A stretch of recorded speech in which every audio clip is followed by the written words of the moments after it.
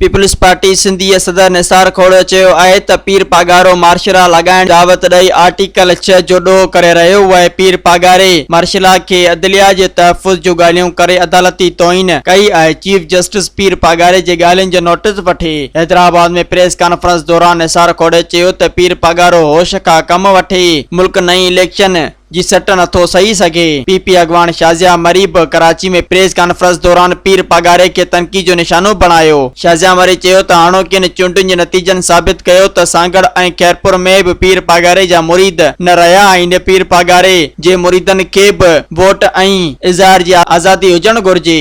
मज़ीद ख़बरनि ऐं तफ़सीलात लाइ विज़िट कयो असांजी वेबसाइट www.awamiNewsHD.com ऐं ॾिसंदा रहो अवामी न्यूज़ HD।